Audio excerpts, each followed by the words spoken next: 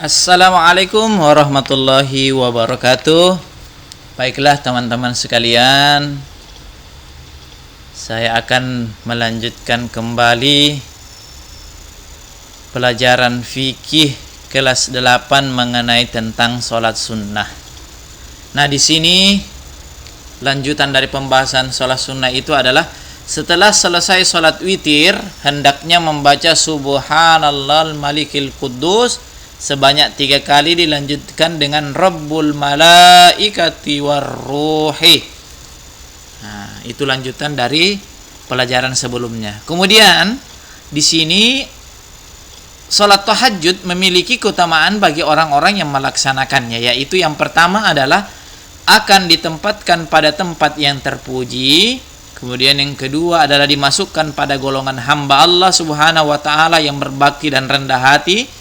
Kemudian yang ketiga adalah dimasukkan pada golongan orang-orang yang bertakwa. Yang keempat, ditinggikan kedudukannya dan diistimewakan dari orang yang tidak melakukannya. Yang kelima adalah menjadi hamba yang dekat dengan Allah Subhanahu wa ta'ala. Selanjutnya, salat duha. Salat duha adalah salat yang dilaksanakan pada waktu duha atau pagi hari sampai menjelang salat zuhur.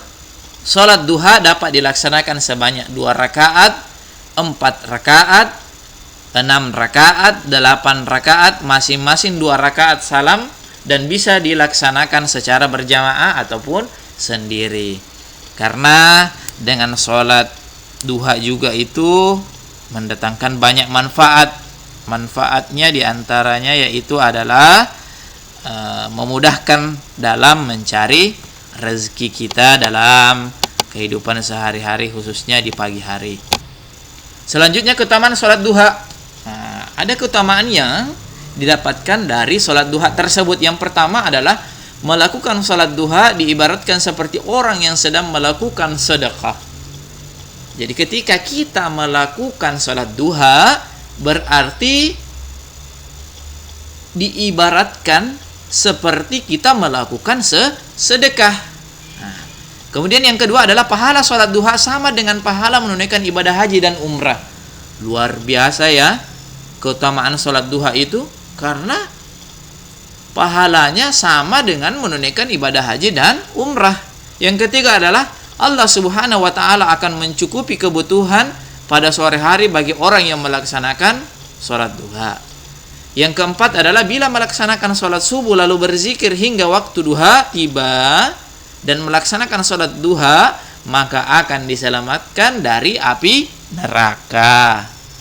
Yang kelima adalah dimasukkan ke dalam golongan orang-orang yang bertaubat, atau dalam hal ini awabin. Jadi kita itu ketika melakukan salat duha, maka kita termasuk golongan orang-orang yang bertobat. Bertobat ini orang biasanya banyak yang bisa mengatakan bertobat, tetapi sulit untuk mengaplikasikannya. Saya bertobat deh, untuk hari ini saya tidak merokok. Tetapi keesokan harinya dia diajak oleh temannya, dia merokok lagi. Maka inilah yang dinamakan istihza. Apa itu istihza? Istihza itu adalah mengolok-olok Allah Subhanahu wa ta'ala dan ayat-ayatnya. Jadi teman-teman sekalian, jangan sampai kita melakukan hal-hal yang demikian. Selanjutnya adalah salat istikharah.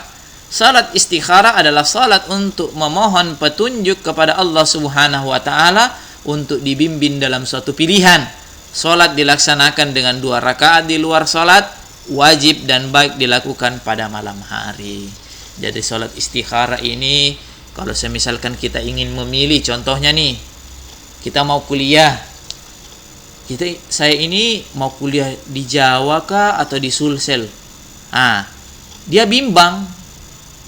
Dalam hal ini alangkah baiknya kita melaksanakan salat istikharah supaya Allah Subhanahu wa taala akan memberikan petunjuk kepada kita. Kemudian selanjutnya adalah salat idain. Salat idain itu adalah salat Idul Fitri dan salat Idul Adha. Salat idain 2 hari raya itu salat sunnah Idul Fitri dan Idul Adha. Salat Idul Fitri adalah salat sunnah yang dikerjakan pada saat hari raya Idul Fitri, yaitu pada tanggal 1 Syawal. Sedangkan salat Idul Adha adalah salat sunnah yang dilaksanakan pada saat hari raya kurban, yaitu pada tanggal 10 Zulhijjah. Jadi memang di dalam hal ini kita harus banyak-banyak melakukan salat-salat sunnah. Karena sholat sunnah itu juga sebagai bekal di akhirat kelak nantinya. Selanjutnya berkaitan dengan rangkaian sholat duha hari raya atau idain, Nabi Muhammad sallallahu alaihi wasallam mengajarkan beberapa hal yang disunnahkan, yaitu yang pertama adalah mandi dan mensucikan diri sebelum melaksanakan sholat Idul Fitri dengan cara mandi dan berwudu sebelum berangkat menuju tempat sholat. Maka ketika kita ingin melakukan sholat Idul Fitri maupun sholat Idul Adha, maka kita diwajibkan untuk mandi kemudian berwudu. Yang kedua adalah disunnahkan memakai pakaian terbaik dan memakai wangi-wangian. Jadi memakai pakaian yang terbaik. Biar baju lama, yang jelasnya baju itu masih bisa dipakai, ya dipakai. Yang ketiga adalah makan atau minum sebelum melaksanakan sholat Idul Fitri berada dengan sholat Idul Adha. Sebelum sholat Idul Adha dianjurkan untuk tidak makan dan minum sampai dihidangkan daging kurban. Jadi kalau sholat Idul Fitri kita ingin laksanakan teman-teman, sebelum sholat Idul Fitri maka kita dianjurkan untuk makan terlebih dahulu. Sebaliknya, kalau kita ingin melaksanakan sholat Idul Adha, maka jangan makan dulu sebelum sholat Idul Adha. Setelah Idul Adha, disitulah baru kita bisa makan dan minum. Selanjutnya yang keempat adalah berjalan kaki menuju masjid dengan jalan yang berlainan saat pergi dan pulang. Contoh, di masjid ini ada beberapa meter saja dari rumah kita masjid itu. Perginya kita di sebelah kanan, pulangnya kita berjalan di sebelah kiri. Kemudian yang kelima adalah melafazkan takbir sejak dari rumah hingga imam memulai salat. Melafazkan takbir Allahu Akbar, Allahu Akbar, Allahu Akbar. Kemudian tata cara salat Idul Fitri dan Idul Adha. Yang pertama adalah niat. Niat dengan ikhlas karena Allah Subhanahu wa taala. Kemudian bertakbir sebanyak 7 kali. Kemudian membaca surah Al-Fatihah, kemudian membaca surah Al-Quran lainnya. Disunnahkan membaca surah Al-A'la pada rakaat pertama, kemudian melakukan gerakan sholat seperti sholat umumnya, yakni ruku, i'tidal, dan 2 sujud. Selanjutnya setelah bangkit dari sujud dan masuk rakaat kedua bertakbir sebanyak 5 kali. Ingat ya, pada rakaat pertama itu 7 kali takbir, pada rakaat kedua sebanyak 5 kali takbir teman-teman sekalian. Yang keenam adalah membaca surah Al-Fatihah dan surah Quran lainnya. Selanjutnya lakukan gerakan sebagaimana biasanya sampai tasyahud akhir dan salam. Setelah selesai sholat, khatib naik ke mimbar untuk khutbah Idul Fitri maupun Idul Adha. Maka dalam hal ini tidak ada itu khatib dulu naik ke mimbar untuk berkhutbah kemudian dilanjutkan sholat Idul Fitri maupun sholat Idul Adha. Di sini kalau sholat idain Idul Fitri maupun Idul Adha itu sholatnya didahulukan, kemudian khatib naik ke mimbar. Berbeda dengan sholat Jumat. Kalau sholat Jumat dulu khatibnya dulu berkhutbah kemudian melaksanakan sholat Jumat. Begitu teman-teman sekalian yang dirahmati dan dimuliakan oleh Allah Subhanahu wa taala. Adapun selanjutnya salat istisqa. Salat istisqa adalah salat yang dilaksanakan untuk memohon hujan kepada Allah Subhanahu wa taala pada saat kemarau panjang dan kekeringan. Sebagaimana Allah Subhanahu wa taala berfirman, "Maka aku katakan kepada mereka, mohonlah ampun kepada Tuhanmu, sesungguhnya Dia adalah Maha Pengampun, niscaya Dia akan mengirimkan hujan kepadamu dengan lebat dan membanyakkan harta dan anak-anakmu, dan mengadakan untukmu kebun-kebun, dan mengadakan pula di dalamnya untukmu sungai-sungai." Jadi salat istisqa itu adalah salat meminta hujan apabila di suatu daerah atau di suatu negara itu mengalami kekeringan, maka kita melaksanakan salat istisqa. Adapun tata cara melaksanakan sholat istisqa sama dengan sholat sunnah lainnya.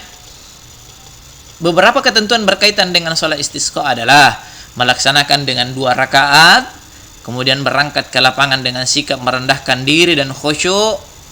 Yang ketiga adalah mengenakan pakaian yang biasa dengan penuh harapan, dilafazkan tanpa azan dan iqamah, bacaan Al-Fatihah dan surah ayat Al-Quran dibaca dengan jahar atau keras. Setelah selesai sholat dilanjutkan khutbah, kemudian dilaksanakan di lapangan. Sewaktu khatib berdoa, hendak khatib menghadapkan wajah ke kiblat sambil mengangkat kedua tangan setinggi mungkin. Khutbah istisqa dapat juga dilaksanakan sebelum sholat. Kemudian sholat sunnah gerhana atau khusuf dan khusuf. Khusuf dan khusuf. Sholat gerhana dilaksanakan pada saat terjadinya gerhana. Nah, kalau ada gerhana bulan nih, nah itu namanya sholat khusuf dan khusuf. Baik gerhana bulan maupun gerhana matahari. Rasulullah SAW menentukan bila terjadi gerhana matahari khusuf dan gerhana bulan khusuf supaya kita melaksanakan sholat sunnah 2 rakaat. Bertakbir, berdoa dan bersedekah semata-mata karena Allah Subhanahu wa ta'ala. Seperti itu teman-teman sekalian. Adapun tata cara melaksanakan sholat gerhana berbeda dengan sholat yang lainnya, yaitu yang pertama adalah dilaksanakan secara berjamaah. Kemudian sholat akan dimulai dituntunkan untuk menyerukan as-sholatu jami'ah. Yang ketiga adalah bacaan surah Al-Fatihah dan surah ayat Al-Quran dibaca jahar atau keras. Yang keempat adalah sholat tersendiri dari 2 rakaat dan setiap rakaat 2 ruku dan 2 sujud. Yang kelima adalah pada rakaat pertama setelah selesai membaca Al-Quran Al-Fatihah dan surah ayat Al-Quran dianjurkan surah yang panjang kemudian ruku seperti sholat biasa. Membaca Al-Fatihah dan surah ayat dalam Quran kemudian ruku lagi dan i'tidal. Yang keenam adalah sujud sebagaimana sujud dalam sholat wajib atau 2 sujud. Berdiri untuk rakaat kedua dan dilaksanakan seperti rakaat pertama. Kemudian hendaknya diperpanjang berdirinya dengan membaca surah Al-Quran yang panjang dan diperpanjang pula rukuknya. Yang kesembilan adalah setelah selesai sholat dilanjutkan khutbah, atau dalam hal ini satu khutbah. Itu beberapa sholat sunnah yang saya bahas pada kesempatan kali ini. Adapun hikmahnya yang dapat dipetik dari sholat sunnah itu adalah sholat sunnah merupakan ibadah yang sangat utama dan memiliki fungsi sebagai mencegah dari perbuatan yang keji dan mungkar, serta bisa mengajak kebaikan apabila sholat tersebut dilakukan dengan benar. Adapun hikmah melaksanakan sholat sunnah dengan baik adalah hikmahnya yang bisa kita petik di dalamnya adalah sebagai sarana untuk mendekatkan diri pada Allah Subhanahu wa ta'ala. Sebagai sarana, sebagai alat untuk mendekatkan diri kita kepada Allah Subhanahu wa ta'ala. Kemudian yang kedua, Allah Subhanahu wa ta'ala menyayangi orang yang selalu melaksanakan sholat sunnah secara berkesinambungan. Atau dalam hal ini adalah berkelanjutan, tidak bolong-bolong. Sekarang sholat duha, besok tidak mau, besoknya lagi saya mau, besoknya lagi tidak mau. Ini tidak berkesinambungan dalam hal tersebut. Kemudian yang ketiga adalah Allah Subhanahu wa ta'ala akan melindungi orang yang melaksanakan sholat sunnah secara terus menerus. Jadi kalau kita rajin sholat sunnah, qiyamul lail, sholat duha dan lain-lain sebagainya, maka Allah Subhanahu wa ta'ala senantiasa melindungi kita secara terus menerus. Dan yang keempat adalah Allah Subhanahu wa ta'ala akan mengabulkan doa-doa kita apabila kita sering melaksanakan, sering menunaikan yang namanya sholat sunnah. Nah, terima kasih, itu saja yang dapat saya sampaikan pada kesempatan kali ini. Lebih dan kurangnya mohon dimaafkan. Apabila ada kata-kata saya yang salah, itu datangnya dari saya pribadi, dan apabila ada kata-kata saya yang benar, itu datangnya dari Allah Subhanahu wa ta'ala. Akhirul kalam, assalamualaikum warahmatullahi wabarakatuh.